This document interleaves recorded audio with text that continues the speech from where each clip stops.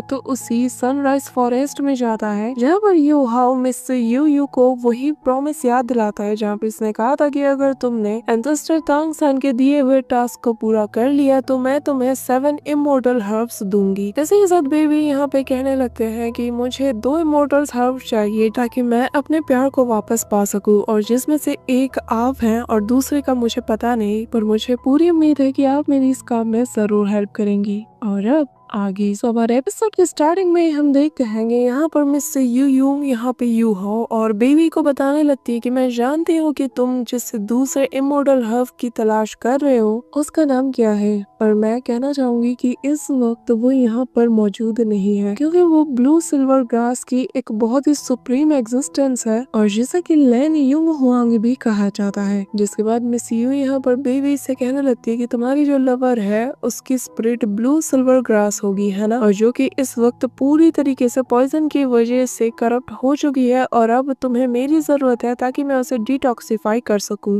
इसी के साथ वो यहाँ पर बताती है कि तुम्हें उससे पहले ब्लू सिल्वर एम्परर को अवेकन करना होगा ताकि तुम उसके जरिए से अपने लवर की जो ब्लू सिल्वर ग्रास स्पिरिट है उसे गाइड कर सको और मेरी पावर की मदद से तुम उसके अंदर मौजूद पॉइजन को भी डिटॉक्सिफाई कर सको, वरना वो जहर पूरी तरीके से उसकी बॉडी में फैल जाएगा और वो मारी जाएगी। जिस पर बेबी कहने लगता है कि हाँ तुमने सही कहा। जिसके बाद बेबी उससे पूछने लगती है कि क्या तुम हमें लैन युंग हुआंग के बारे में बता सकती हो कि आखिर वो हमें कहाँ मिल सकती है। जिस पर मिस यू बताती है कि पूरे डोलू कॉन्टिनेंट में सारे लैनलिंग ग्रास में ये सबसे ज्यादा सुप्रीम है और तुम्हारी जानकारी के लिए बता दो कि तुम्हारे इस एरा में सिर्फ एक ही लैन युंग हुआंग पाया जा सकता है और डाइटी तांग मोंग की मदर को 10,000 साल पहले उस फॉरेस्ट में भेजा गया था और जो कि उस एरा का लैन यिंग हुआंग था। पर जब आगे चलकर तांगसांग गॉड बन गया तो उसका जो लैन यिंग हुआंग था उसने भी वॉइड में ब्रेक थ्रू कर लिया और इस टिके को हमेशा हमेशा के लिए छोड़ दी। और तब से लेकर वो अब तक कहाँ है मुझे इस बारे में कोई आइडिया नहीं। यहाँ पर मिस यू निराश हो जाती है और बहुत ही दुख के साथ कहने लगती है कि माफ करना कि मैं इस मामले में तुम्हारी ज्यादा हेल्प नहीं कर पाई, पर मेरे पास कुछ है जो मैं तुम्हें देना चाहती हूँ। ये कहते साथ वो यहाँ पर अपने सीड्स को बाहर निकालने लगती है और कहती है कि ये वो मेरे पॉलेंस हैं जिनके अंदर मेरी ही जैसी सेम इफेक्ट्स हैं और जो कि किसी भी पॉइजन को पूरी तरीके से क्योर कर सकती है। यहाँ पर बेबी उसके पास जाकर उस पॉलन को लेने लगता है और फिर कहने लगता है कि मैं आपका ये एहसान कभी भी नहीं भूलूंगा। जिसके बाद मिस यू बताने लगती है कि तुम इसके जरिए से उसके अंदर के पॉइजन को क्योर कर सकते हो, लेकिन तुम्हें अगर उसकी स्पिरिट को हील करना है तो तुम्हें लैन यिंग हुआंग को जल्द से जल्द ढूंढना होगा, वरना अकेले मेरी ताकत से तुम उसे कभी भी नहीं बचा पाओगे। यहाँ पर बेबी कहने लगता है कि ठीक है फिलहाल के लिए हमें जाना होगा क्योंकि डिटॉक्सिफाई का काम बहुत ही लंबा होता है। जिसके बाद अगर कुछ भी जरूरत पड़ती है तो हम आपको याद जरूर करेंगे। यहाँ पर ये कहते साथ ही वो दोनों जाने लगते हैं कि तभी यहाँ पर इन्हें एक आवाज आती है जो कि इन्हें रोकने लगती है और तभी हम यहाँ पर एक बहुत ही खूबसूरत से आइस ग्रास को देखते हैं जिसे देखकर यूहाओ कहता है कि तुम तो स्टार अनिस आइस ग्रास हो। यहाँ पर हम उस स्टार अनिस आइस ग्रास को देखते हैं जहाँ पर वो यूहाओ से कहने लगता है कि मैं तुम लोगों के साथ जाना चाहता हूँ। जिसे देखकर यहाँ पर बेबी और यूहाओ खुश होते हैं, वो दोनों से अपने साथ चलने को कहते हैं। लेकिन तभी यहाँ पर स्टार अनिस आइस ग्रास कहने लगता है कि लेकिन मैं ऐसे नहीं जाना चाहता, बल्कि मैं तुम्हारे साथ मर्ज होना चाहता हूँ बिल्कुल टियानमिंग की तरह, ताकि मैं एक सोल में ट्रांसफॉर्म हो जाऊँ। जिसके बाद हम देखते हैं कि यूहाओ उसकी ये बात मान जाता है और फिर यहाँ पर अपना वही रिचुअल स्टार्ट करने लगता है कि तभी यहाँ पर वो स्टार अनिस आइस ग्रास कहने लगता है कि मेरे रूट भले ही यहाँ पर हो लेकिन मेरा इससे कोई लेना देना नहीं। मैं एक सोल बनकर ह्यूमन लाइफ को भी एंजॉय करना चाहता हूँ और आउटसाइड वर्ल्ड को देखना चाहता हूँ, इवन कि मैं डिवाइन रियलम में भी जाना चाहता हूँ। मैं बादलों के ऊपर वाली जगह को भी देखना चाहता था, लेकिन हमेशा से मुझे लगता था कि शायद ये कभी भी पॉसिबल नहीं होगा। लेकिन फिर जब उस दिन मैंने तुम्हें देखा जिसने कि बिना किसी हेजिटेशन के उस पॉइजनस ग्रास को ड्रिंक कर लिया, तो तब मुझे पता चला कि तुम वो इंसान हो जो कि आगे चलकर बहुत ही बड़े बड़े कारनामों को अंजाम देने वाला है और बस तब से ही मैं तुम्हारा यहाँ पे इंतजार कर रहा हूँ। हालांकि तब मेरे अंदर करेज नहीं था, लेकिन मैंने अपना माइंड बना लिया था। इसी के साथ यहाँ पर यूहाओ उसकी सारी बात सुनकर कहने लगता है कि मुझ पर अपना भरोसा दिखाने के लिए तुम्हारा शुक्रिया और मैं उम्मीद करता हूँ कि फ्यूचर में तुम इसे लेकर डिसअपॉइंट नहीं होगे। इसी के साथ हम देखते हैं कि इनका फ्यूजन कंप्लीट हो जाता है और यहाँ पर स्टार अनिस आइस ग्रास का जो ट्रांसफॉर्मेशन होता है ना, वो लुक इतना ज्यादा गोलू मोलू और क्यूट सा है कि मैं क्या बताऊं। इसी के साथ इतने क्यूट से स्प्रिट बीस्ट के साथ अब यूहा के पास टोटल 4 स्प्रिट बीस्ट हो चुके हैं, जिससे यूहा के पास 2 लाख साल पुरानी सोल रिंग भी ऐड हो जाती है, जो देखकर वे भी उसकी तारीफ करने लगते हैं और कहते हैं कि अब तो यूहा पहले से और ज्यादा पावरफुल हो चुका है। फिर वो बताने लगता है कि इससे 1 लाख साल पुरानी सोल बोन भी अब ऐड हो गई है, जिसके बाद बेबी अब यूहा को कांग्रेचुलेट करते हुए कहता है कि अब तुम्हारे पास टोटल 7 स्प्रिट रिंग्स हो चुके हैं, जो कि तुम्हारे मार्शल स्प्रिट्स के लिए भी है। जिसके बाद हम देखते हैं कि यूहा और बेबी यहाँ से निकल जाते हैं और उन्हें जाता हुआ देखकर मिस यू कहने लगती है कि ये सच में बहुत ही ज्यादा कमाल की बात है। इसी के साथ नेक्स्ट सीन में हम देखते हैं जहाँ पर यूहा यहाँ पर बेबी को कहने लगता है कि मैं आपके साथ फिलहाल आपके काम में मदद के लिए नहीं आ सकता, क्योंकि मुझे हाउतियन सेक्ट में जाना है जहाँ पर मैं वांग डोंगर से मिलना चाहता हूँ। जिस पर बेबी इससे कहने लगता है कि चिंता मत करो, तुम्हारी गैर मौजूदगी में हमारे तांग सेक्ट का मैं बहुत ही अच्छे से ख्याल रखूंगा और तुम्हें अगर किसी भी चीज की जरूरत हो बस मुझे याद करना, मैं वहाँ पे हाजिर हो जाऊंगा। साथ ही मैं तुम्हें बताना चाहता हूँ कि तुम जो भी फैसला लोगे तुम्हारा तांग सेक्ट हमेशा तुम्हारा सबसे बड़ा सपोर्टर रहेगा। इसी के साथ हम देखते हैं कि ये दोनों अपने अपने रास्ते निकल जाते हैं और यहाँ पर यू हाओ कहने लगता है कि वांग डोंगर मेरा इंतजार करना, मैं तुमसे मिलने आ रहा हूँ। इसी के साथ सीन शिफ्ट होता है और हम हाउतियन सेक्ट के बाहर का सीन देखते हैं जहाँ पर यू हाओ पहुँच जाता है। यहाँ पे हम देखते हैं कि जैसे यू हाओ पहुँचता है तो हाउतियन सेक्ट के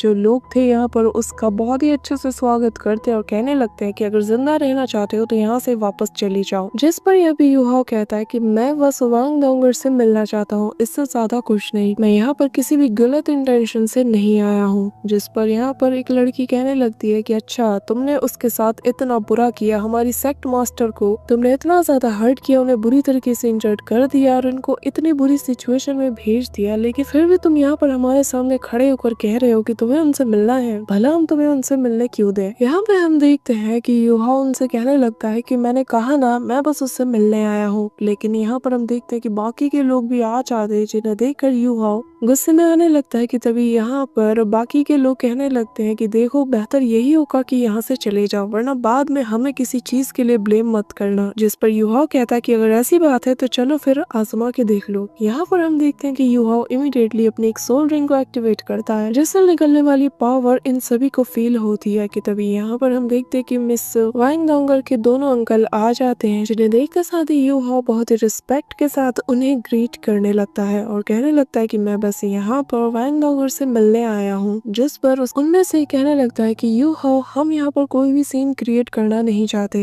लेकिन बेहतर यही होगा कि तुम यहाँ से चले जाओ, प्लीज इसे अब हमारे लिए डिफिकल्ट मत करो और तुम्हारा उसके साथ जो कुछ भी था वो आज यहीं पर एंड होता है। यहाँ पर ये सुनकर यूहा कहने लगता है कि प्लीज मुझे बताइए कि आखिर उसे क्या हुआ है, मैं बस उससे एक बार मिलना चाहता हूँ। जिस पर यहाँ पर मास्टर एयरमिंग कहने लगते हैं कि यूहा हमने कहा ना यहाँ पर सीन क्रिएट मत करो और इस वक्त मिस वांग डोंगर के साथ जो कुछ भी हो रहा है उसका तुमसे कोई भी लेना देना नहीं है, तो बेहतर यही होगा कि यहाँ से चुपचाप चले जाओ। जिस पे यूहा कहने लगता है कि अगर मैं उससे बचा नहीं पाया तो आप लोग इसकी जो सजा मुझे देना चाहते हैं आप दे सकते हैं, मुझे इससे कोई मसला नहीं, लेकिन प्लीज मुझे उससे मिलने दीजिए। जिस पर देखिए मास्टर एयरमिंग उसके सामने जंप करती है और कहने लगती है कि अगर तुम्हें इससे मिलना ही है तो ठीक है, फिर पहले मुझे डिफीट करके दिखाओ, मुझे यहाँ पर हरा के दिखाओ, तभी तुम आगे जा सकते हो, क्योंकि तभी मैं समझूंगा कि तुम उससे मिलने लायक हो। यहाँ पर ये कहते साथ ही हम देखते हैं कि मास्टर एयरमिंग अपने पावर को एक्टिवेट कर लेते हैं, जिसे देखकर यूहा भी यहाँ पर चुपचाप खड़ा रहता है, जो देखकर यहाँ पर मास्टर एयरमिंग को लगता है कि यहाँ पर यूहा ने हार मान ली है और वो यहाँ से आगे जाने लगते हैं कि तभी पीछे से यूहा कहने लगता है कि मैंने हार नहीं मानी। जो सुनकर यहाँ पर मास्टर एयरमिंग कहते हैं कि अच्छा तो मतलब ये है कि तुम मुझसे यहाँ पे फाइट करना चाहते हो, लगता है तुम्हारे अंदर का जो कॉन्फिडेंस है ये पहले से कई गुना ज्यादा बढ़ चुका है। यहाँ पर यूहा कहने लगता है कि अगर मुझे वांग डोंगर से आज मिलने के लिए आपसे क्या यहाँ मौजूद सभी से एक साथ फाइट करना पड़े तो मैं वो भी करूंगा। जिस पे मास्टर एयरमिंग कहने लगते हैं कि अगर ऐसी बात है तो चलो फिर देखते हैं कि किसमें कितना दम है। यहाँ पे इमीडिएटली हम देखते हैं कि जो यूहाओ होता है वो अपने 6th सोल रिंग की पावर को एक्टिवेट करते हुए डेस्टिनी पावर को एक्टिवेट कर लेता है, जिसे देखकर जो मास्टर एयरमिंग होते हैं उन्हें अपनी आंखों पर यकीन नहीं होता, लेकिन वो मन ही मन यूहाओ की तारीफ करते हुए कहते हैं कि ये बच्चा पहले से काफी ज्यादा ताकतवर हो चुका है और अब तो ये डेस्टिनी पावर को भी पोजेस करता है। लेकिन अगले ही पल हम देखते हैं कि मास्टर एयरमिंग यहाँ पर अपने स्पिरिट टाइटन को एक्टिवेट कर लेते हैं, जिससे ये बहुत ही टेरिफाइंग पावर यहाँ पर रिलीज होती है, जिसे फील करते साथ ही यू हाओ भी कहने लगता है कि ये बहुत ही टेरिफाइंग पावर है, कोई भी ऑर्डिनरी पर्सन इसे झेल ही नहीं सकता। और फिर अगले ही पल मास्टर एयरमिंग यहाँ पर यू हाओ पर टूट पड़ता है और उस पर ताबड़तोड़ अटैक करना शुरू कर देता है, जिससे यू हाओ भी लगातार डॉज करने की कोशिश करता है और अगले ही पल अपने ड्रैगन क्लॉसेस पर अटैक करता है। लेकिन यहाँ पे हम देखते हैं कि उसके अटैक का मास्टर एयरमिंग पर कुछ खास असर नहीं होता और भाई वो उसके हाथ को ही पकड़कर उसे फ्लाइंग जेट बनाकर दूर फेंक देता है। मतलब वो यू हाओ जिसने की अकेले पूरी की पूरी बीस्ट टाइट को रोक दिया था, यहाँ पर उसी यू हाओ को मास्टर एयरमिंग ने बहुत ही कैजुअल वे में पकड़ा और उठा के दूर पटक दिया। यहाँ पे हम देखते हैं कि पहाड़ों को तोड़ते हुए यू हाओ जैसे तैसे खुद को संभाल लेता है और उसे सही सलामत देखकर यहाँ पर मास्टर एयरमिंग कहने लगता है कि लगता है मैंने तुम्हें कमा का, जिसके साथ ही वो यहाँ पर अगले ही पल अपने स्प्रिट टाइटन से उस पर अटैक करवा देता है, जहाँ पर हम देखते हैं कि फुल स्पीड के साथ यहाँ पर वो यू हाओ पर अटैक करने के लिए आगे बढ़ रहा था, जिसे देखते साथ ही यू हाओ यहाँ पर अपनी डेस्टिनी पावर का यूज करते हुए सोल स्किल्स नाम का अटैक यूज करता है, जिसे हम देखते हैं कि यहाँ पर जो मास्टर एयरमिंग होते हैं वो एक अलग ही डायमेंशन में पहुंच जाता है, जहाँ पर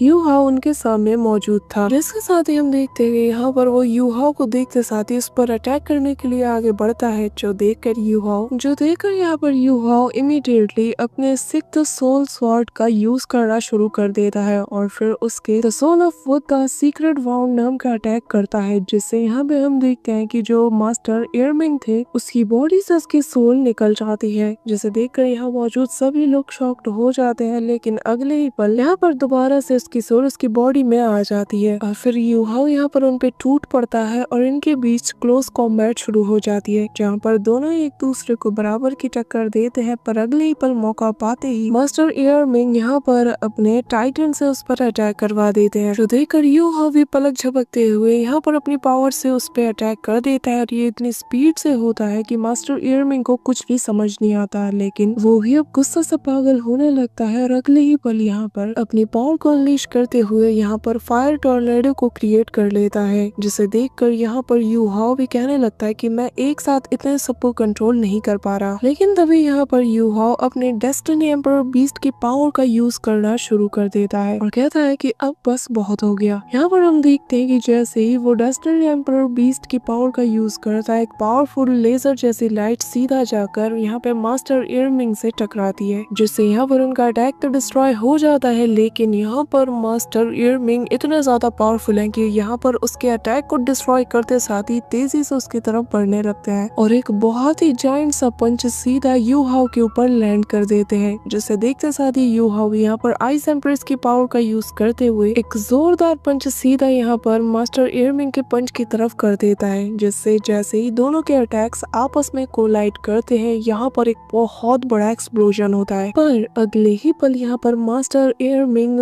यहाँ पे यू हाओ पर भारी पड़ जाते हैं और उनका पंच सीधा यू हाओ को लग जाता है और वो चट्टानों से टकराते हुए सीधा बहुत दूर जाके गिरता है। लेकिन अगले ही पल जैसे ही धुआं हटता है, हम देखते हैं कि यहाँ पर यू हाओ ने उसे स्टार एनिस ग्रास यानी कि उस ऑक्टागोना को बाहर निकाल लिया था और जरा देखो ये कितना ज्यादा क्यूट है। यहाँ पर हम देखते हैं वो आते साथ ही अपने स्टार एनिस आइस रोल मर्ड नाम का अटैक क्रिएट करना शुरू कर देता है, जैसे हम देखते हैं कि यहाँ पर यू हाओ भी अब हील होने लगता है कि तभी यहाँ पर जो मिस वांग डोंगर का दूसरा अंकल था वो यहाँ पर स्टार एनिस आइस ग्रास की पावर को देखकर बहुत ही ज्यादा शॉक्ड हो जाता है। यहाँ पर हम देखते हैं कि उस स्पिरिट सोल बीस्ट की वजह से यहाँ पर यू हाओ बहुत ही रैपिडली हील होना शुरू कर देता है, जो देखकर यहाँ पे मास्टर न्यू दियान हैरानी के साथ कहते हैं कि यहाँ पर ये सोल बीस्ट उसकी हेल्थ को बहुत ही फास्टली रिकवर कर रहा है और जो कि बहुत ही ज्यादा कमाल की बात है और जिसका मतलब ये कि यहाँ पर एयरमिंग के लिए अब ज्यादा मुश्किलें आने वाली है कि तभी यहाँ पर यू हाओ आइस फायर वर्क क्रैकर्स नाम का अटैक करता है। साथ ही वो वांग डोंगर की टेक्निक का यूज करते हुए आइस एक्सटर्मिनेशन नाम की एक टेक्निक का यूज करना शुरू कर देता है, जिसके बाद वो हवा में फ्लाई करते हुए बहुत ही फास्टली यहाँ पर क्रॉस स्लैश अटैक कर देता है, जिसे देखकर यहाँ पर जो मास्टर एयरमिंग होते हैं वो भी शॉक्ड हो जाते हैं और उनका एक हाथ ऑलमोस्ट हाफ फ्रीज हो जाता है। लेकिन अगले ही पल यहाँ पर वो अपने हाथ को उसके अटैक से आजाद कर लेते लेते हैं, जिसके बाद वो गुस्से से और ज्यादा चिल्लाते हुए यहाँ पर अपनी सोल रिंग्स को एक्टिवेट करने लगते हैं और फिर यहाँ पर सोल रीपर नाम का जो कि एक बहुत ही पावरफुल अटैक है इनका, यहाँ पर वो उसे करने लगते हैं। जिसके साथ यहाँ पर हम देखते हैं कि वहाँ पर एक बहुत ही जायंट सा फायर टॉर्नेडो बनने लगता है, जिसके अंदर से वही टाइटन जो कि पहले से अब कई गुना ज्यादा ह्यूज हो चुका था, वो अब उस फ्लेम से बाहर निकलता है और वो आधे साथ यहाँ पर अपने सामने मौजूद दो चट्टानों को पकड़ते हुए खड़ा हो जाता है। यहाँ पर उसे देखते साथ ही यू हाओ भी पीछे नहीं रहता और वो इमीडिएटली अपने दोनों स्वॉर्ड्स को कंबाइन करना शुरू कर देता है। जिसके बाद जैसे ही वो उन्हें इशारा करता है तो हवा में जाते साथ ही ये आपस में फ्यूज होकर एक जायंट से स्वॉर्ड में कन्वर्ट हो जाती है। यहाँ पे हम देखते हैं कि जो यू हाओ होता है वो हवा में जंप करते हुए उस स्वॉर्ड को सीधा यहाँ पर मास्टर एयरमैन की तरफ थ्रो कर देता है, यानी उनकी टाइटन बॉडी की तरफ, जिससे यहाँ पर वो टाइटन भी घुमा के एक जोरदार पंच सीधा उस स्वॉर्ड की तरफ चल देता है, जिससे यहाँ पर सेकंड्स में यू हाओ को एक पावरफुल इम्पैक्ट फील होता है क्योंकि वो उस स्वॉर्ड से कनेक्टेड था। और हम देखते हैं कि यू हाओ बहुत दूर जाके गिरता है, जिसे देखकर यहाँ पर मास्टर न्यू दियान भी बहुत ही ज्यादा हैरान हो जाते हैं। पर यहाँ पे हम देखते हैं कि ये तो असल में जो यू हाओ था उसकी एक ट्रिक थी कि तभी यहाँ पर वो आइस एम्पर की पावर का यूज करना शुरू कर देता है और वो आधे साथ ही यहाँ पर अपने उसी फॉर्मेशन की मदद से एक जायंट से पाम अटैक को क्रिएट कर देती है और फिर अगले ही पल यहाँ पर जो मास्टर एयरमैन का टाइटन था उसके ऊपर उस अटैक को चल देती है, जिससे हम देखते हैं कि यहाँ पर सीधा वो पाम अटैक उसके सिर के ऊपर जा लगता है और यहाँ पर वो टाइटन उसे रोकने की कोशिश करता है। यहाँ पे वो जो दीतियान होता है वो अपने हाथों से उस पाम अटैक को रोकने की कोशिश करता है, लेकिन तभी यहाँ पर यू हाओ भी ये नजारा दूर से देख रहा था और फिर बिना किसी देरी के यहाँ पर यू हाओ इमीडिएटली एक और पाम अटैक उस सब जायंट से पाम अटैक के ऊपर कर देता है, जिससे यहाँ पर वो टाइटन पूरी तरीके से उस पाम के नीचे दब जाता है और सभी लोग यहाँ पर इस पावर के इम्पैक्ट को भी फील कर पाते हैं। लेकिन अगले पल हम देखते हैं कि यहाँ पर वो जो टाइटन था वो उस पूरे जायंट पाम अटैक को अपने पावर से पूरी तरीके से डिस्ट्रॉय करके उससे खुद को आजाद कर लेता है और फिर चिल्लाते हुए कहने लगता है कि आज मैं तुम्हें यहाँ पर नहीं छोड़ूंगा। जो कहते साथ ही वो यहाँ पर तेजी से यू हाओ की तरफ जंप लगाकर उसकी तरफ बढ़ने लगता है। यहाँ पर उसे अपने करीब आता हुआ देखकर यू हाओ अपनी दूसरी सोल रिंग्स को भी एक्टिवेट करना शुरू कर देता है, जिसके साथ ही यहाँ पर वो बिग मैंग के पावर का यूज करते हुए यहाँ पर खुद को उस टाइटन के उस पावरफुल अटैक से बचाने की कोशिश करता है। और जैसे ही यहाँ पर यू हाओ का डिफेंस और यहाँ पर वो जो टाइटन था उसका वो अटैक दोनों आपस में कोलाइड करते हैं तो एक बहुत बड़ा एक्सप्लोजन होता है, जिससे चारों तरफ धुआं छा जाता है। लेकिन अगले ही पल इस धुएं के बीच में से हम देखते हैं कि जो टाइटन था वो घुमा के एक और पंच सीधा यू हाओ की तरफ थ्रो करता है। अब यहाँ पर यू हाओ इस अटैक से बच जाता है, लेकिन अगले ही पल वो यहाँ पर फ्यूजन टेक्निक का यूज करते हुए यहाँ पर बिग मैंग और आइस एम्प्रेस की पावर को फ्यूज करना शुरू कर देता है, जिससे अगले ही पल हम देखते हैं कि यहाँ पर आइस एम्पर और अपनी जो बिग मैंग थी दोनों ही अपनी पावर का यूज करते हुए यहाँ पर एक बहुत ही पावरफुल आइस शील्ड को क्रिएट कर देते हैं। जैसे यहाँ पर वो टाइटन जब दोबारा से यू हाओ पर अपने पंच से अटैक करता है तो यहाँ पर उस शील्ड की वजह से यू हाओ बच जाता है। यहाँ पर ये शील्ड इतनी ज्यादा पावरफुल होती है कि हम देखते हैं कि वो टाइटन दोबारा से अपने दूसरे हाथ से भी एक और पंच मारता है और लगातार 3-4 अटैक उस शील्ड पर करता है। लेकिन यहाँ पर दोनों ही सोल बीस्ट की पावर आपस में फ्यूज होकर एक बहुत ही पावरफुल शील्ड को क्रिएट करती है, जिस वजह से यहाँ पर यू हाओ की जान बच जाती है। लेकिन यू हाओ इतने पावरफुल डिफेंस के साथ साथ पीछे हटना नहीं चाहता था, इसी वजह से वो मौका पाते ही काउंटर अटैक करने लगता है, जहाँ पर वो हवा में जंप करते साथ ही यहाँ पर अपने आइस एम्पर्स की पावर पे यूज करता है, साथ ही उस स्टार अनिस ग्रास की पावर का भी यूज करना शुरू कर देता है, जहाँ पर वो सबसे पहले आइस एम्पर की पावर का यूज करते हुए उस बड़े से टाइटन को पूरी तरीके से फ्रीज कर देता है, साथ ही उसके आसपास की जगह को भी, जिससे कि वो टाइटन अपनी जगह से हिल नहीं पाता। लेकिन अगली पल यहाँ पर वो स्टार अनिस ग्रास की वाइन से उसे पूरी तरीके से जकड़ने की कोशिश करता है, जिसके बाद आइस एम्प्रेस और बिग मैंग की पावर को फ्यूज करके यहाँ पर जो फॉर्मेशन स्टार्ट में यू हाओ ने बनाया था उस पर से बहुत से स्लैश अटैक सीधा वो इस जायंट से टाइटन के ऊपर चल देता है और हम देखते हैं कि लगातार बिना रुके हजारों की तादाद में स्लैश अटैक सीधा उस टाइटन की तरफ होने लगते हैं। यहाँ पर लगातार उस पर वो स्लैश अटैक गिर तो रहे थे, लेकिन तभी हम देखते हैं कि यहाँ पर वो टाइटन अपनी फुल पावर का यूज करते हुए खुद को उन वाइन से आजाद याद कर लेता है और वो बहुत ही किलिंग इंटेंट के साथ यू हाउ पर एक डेडली अटैक करने के लिए आगे बढ़ता है, जो देखकर यहाँ पर यू हाउ ये आइस एम्पर्स की पावर का यूज करते हुए यहाँ पर आइस से बनी हुई एक बहुत ही शार्प ऑब्जेक्ट को पकड़ते हुए सीधा उसकी तरफ वो अटैक के लिए आगे बढ़ता है। साथ ही यहाँ पर आइस एम्पर्स भी लगातार अपनी पावर का यूज कर रही थी, जिससे हम देखते हैं कि आसपास की हर एक चीज फ्रीज होने लगती है। जहाँ कहीं भी उसका स्लैश अटैक पड़ता है वो जगह पूरी तरीके से डिस्ट्रॉय होने लगती है। यहाँ पर इन दोनों को अपनी तरफ ऐसे डेडली अटैक करता हुआ देखकर हम देखते हैं यहाँ पे मास्टर न्यूथियन इमीडिएटली अपनी सोल बीस्ट की पावर का यूज करते हुए उस जाइंट से ड्रैगन की मदद से यहाँ पर सबसे पहले उस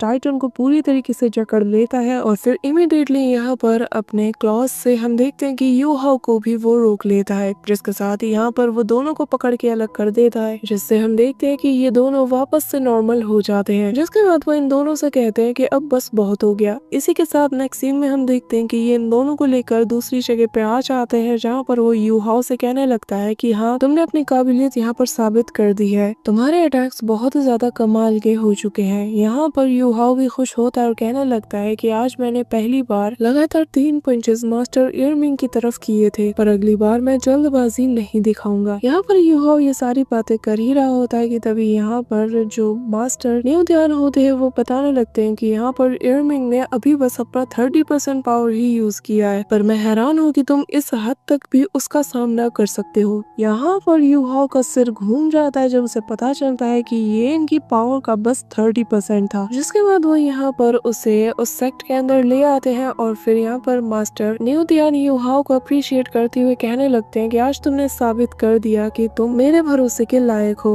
और फिर वो उसे यकीन दिलाता है कि चिंता मत करो, तुम्हारे जाने के बाद मैं वांग डोंगर को प्रोटेक्ट करता रहूंगा, लेकिन मैं तुम्हारी जानकारी के लिए बता दूं कि फिलहाल के लिए वो यहाँ पर नहीं है। जो सुनकर यू हाउ शॉक्ड हो जाता है और फिर वो हैरानी के साथ कहता है कि अगर वो यहाँ नहीं है तो गई कहाँ। जिस पर मास्टर न्यूथियन कहने लगता है कि कुछ ही वक्त पहले यहाँ पर उसके फादर की तरफ से उसे एक लेटर मिला था। हालांकि वो खुद तो यहाँ पर नहीं आ सकते, लेकिन उस लेटर में उन्होंने डिटेल में लिखा था कि हम कैसे उसके डिजीज को क्योर कर सकते हैं। जिसके बाद जैसा उसमें लिखा था हमने उसे फॉलो किया और फिर वांग डोंगर को होश भी आ गया और इस बात को हुए ज्यादा दिन भी नहीं हुए। यहाँ पर वांग डोंगर होश में आ चुकी थी और उसका जो डिजीज था उसे भी पूरी तरीके से क्योर कर लिया गया था। लेकिन अफसोस के साथ कहना पड़ रहा है कि भले ही वांग डोंगर जाग चुकी है, लेकिन उसकी याददाश्त पूरी तरीके से जा चुकी है, जिसका मतलब ये कि वो तुम्हें भी भूल चुकी है। यहाँ पर ये सुनते साथ ही यू हाउ का दिल जैसे टूट सा जाता है, लेकिन अगले ही पल वो यहाँ पर कहने लगता है कि मुझे सुनकर बहुत राहत मिली कि वांग डोंगर बिल्कुल ठीक है। यहाँ पर ये सुनते साथ ही वो दोनों मास्टर कहते हैं कि वो तुम्हें भूल चुकी है और तुम खुश हो। जिस पर यू हाउ कहने लगता है कि नहीं, बिल्कुल नहीं, जिससे आप प्यार करो वो इंसान अगर आपको भुला दे, इससे बड़ी तकलीफ दुनिया में और क्या होगी। पर मैं खुश हूँ कि वांग डोंगर इस वक्त सही सलामत है और वो जाग चुकी है और मुझे फर्क नहीं पड़ता कि वो इस वक्त कहाँ पर है, किस हालत में है, और उसे मैं याद हूँ या नहीं इससे फर्क नहीं पड़ता। मैं उसे ढूंढ लूंगा और उसकी मेमोरी को रिगेन करने में उसकी मदद करूंगा। जिसके बाद वो यहाँ पर दोनों मास्टर को ग्रीट करते हुए कहने लगता है कि मैं यहाँ से जा रहा हूँ और मैं वांग डोंगर को ढूंढूंगा और उसकी याददाश्त को वापस लाने का मैं रास्ता भी ढूंढ लूंगा। इसी के साथ यहाँ से यू हाउ चला जाता है और उसे देखकर यहाँ पर दोनों एल्डर कहने लगते हैं कि जब जब ये बच्चा ऐसे बिहेव करता है तो मुझे वांग डोंगर के लिए बहुत ही ज्यादा खुशी महसूस होती है। इसी के साथ हम यू हाउ को देखते हैं जहाँ पर वो अपनी मदर की केव के पास जाने लगता है और फिर अपने मन में कहता है कि मुझे मदर को इतनी बड़ी गुड न्यूज सुनानी चाहिए। लेकिन जैसे ही वो अपनी मदर की केव के पास जाता है तो वो शॉक्ड हो जाता है, जहाँ पे हम देखते हैं कि उसकी मदर की केव के सामने बहुत ही ताज़ा फ्लावर्स रखे हुए थे।